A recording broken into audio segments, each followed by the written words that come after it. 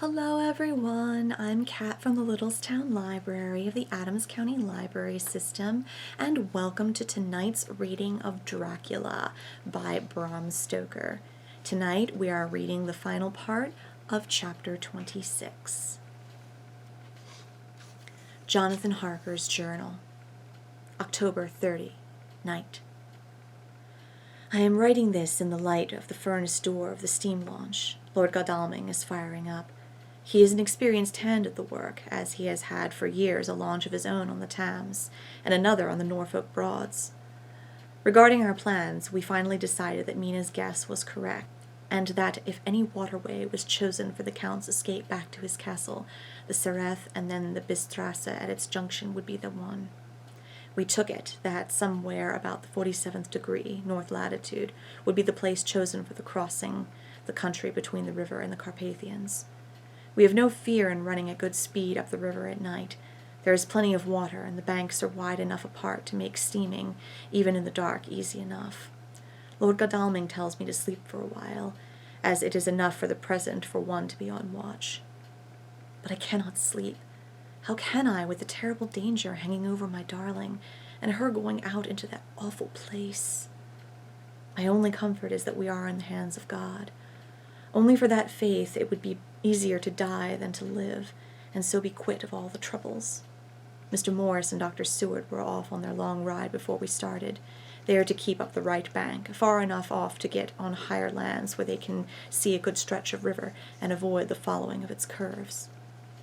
We have, for the first two stages, 2 men to ride and lead their spare horses, 4 in all, so as not to excite curiosity. When they dismiss the men, which shall be shortly, they shall themselves look after the horses. It may be necessary for us to join forces. If so, they can mount our whole party. One of the saddles has a movable horn, and can be easily adapted for Mina if required. It is a wild adventure we are on. Here, as we are rushing along through the darkness, with the cold from the river seeming to rise up and strike us, with all the mysterious voices of the night around us, it all comes home. We seem to be drifting into unknown places and unknown ways, into a whole world of dark and dreadful things. Godalming is shutting the furnace door. 31 October. Still hurrying along. The day has come, and Godalming is sleeping. I am on watch. The morning is bitterly cold. The furnace heat is grateful, though we have heavy fur coats. As yet we have passed only a few open boats, but none of them has on board any box or package of anything like the size of the one we seek. The men were scared every time we turned our electric lamp on them, and fell on their knees and prayed. 1st November, evening. No news all day. We have found nothing of the kind we seek. We have now passed into the Bistritza, and if we are wrong in our surmise, our chance is gone. We have overhauled every boat, big and little. Early this morning, one crew took us for a government boat and treated us accordingly. We saw in this a way of soothing matters, so at Fundu, where the Bistratza runs into the Sereth, we got a Romanian flag, which we now fly conspicuously. With every boat which we have overhauled since then, this trick has succeeded. We have had every deference shown to us, and not once any objection to whatever we chose to ask or do. Some of the Slovaks tell us that a big boat passed them, going at more than usual speed, as she had a double crew on board. This was before they came to Fundu, so they could not tell us whether the boat turned into this Bistratza or continued on up the Sereth. At Fundu we could not hear of any such boat, so she must have passed there in the night. I am feeling very sleepy. The cold is perhaps beginning to tell on me, and nature must have rest sometime. Godalming insists that he shall keep the first watch. God bless him for all his goodness to poor dear Mina and me. 2nd November, morning. It is broad daylight. That good fellow would not wake me. He says it would have been a sin to, for I slept peacefully and was forgetting my trouble. It seems brutally selfish to me to have slept so long, and let him watch all night, but he was quite right. I am a new man this morning, and as I sit here and watch him sleeping, I can do all that is necessary both as to minding the engine, steering, and keeping watch. I feel that my strength and energy are coming back to me. I wonder where Mina is now, and Van Helsing. They should have got to Veresti about noon on Wednesday. It would take them some time to get the carriage and horses, so if they had started and traveled hard, they would be about now at the Borgo Pass. God guide and help them. I am afraid to think what may happen. If we could only go faster. But we cannot. The engines are throbbing and doing their utmost. I wonder how Dr. Seward and Mr. Morris are getting on. There seem to be endless streams running down the mountains into this river, but as none of them are very large, at present at all events, though they are terrible doubtless in winter and when the snow melts, the horsemen may not have met much obstruction.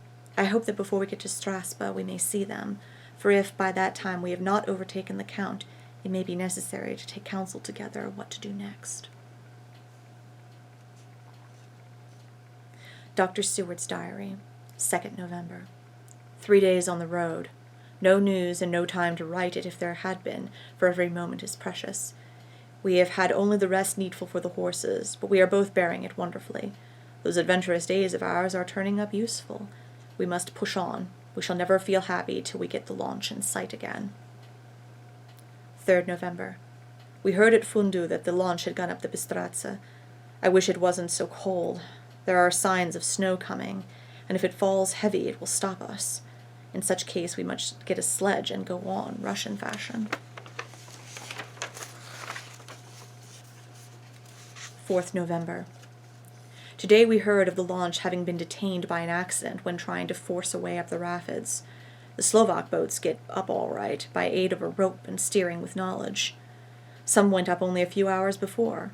Godalming is an amateur fitter himself, and evidently it was he who put the launch in trim again. Finally they got up the rapids all right, with local help, and are off on the chase afresh. I fear that the boat is not any better for the accident. The peasantry tell us that after she got upon smooth water again, she kept stopping every now and again so long as she was in sight. We must push on harder than ever. Our help may be wanted soon. Mina Harker's Journal, 31st October. Arrived at Veresti at noon. The professor tells me that this morning at dawn he could hardly hypnotize me at all, and that all I could say was dark and quiet. He is off now buying a carriage and horses. He says that he will later on try to buy additional horses, so that we may be able to change them on the way. We have something more than 70 miles before us. The country is lovely and most interesting. If only we were under different conditions, how delightful it would be to see it all. If Jonathan and I were driving through it alone, what a pleasure it would be, to stop and see people, and learn something of their life, and to fill our minds and memories with all the color and picturesqueness of the whole wild, beautiful country and the quaint people. But alas. Later. Dr. Van Helsing has returned. He has got the carriage and horses. We are to have some dinner, and to start in an hour. The landlady is putting us up a huge basket of provisions. It seems enough for a company of soldiers. The professor encourages her, and whispers to me that it may be a week before we can get any good food again. He has been shopping too, and has sent home such a wonderful lot of fur coats and wraps, and all sorts of warm things. There will not be any chance of our being cold. We shall soon be off.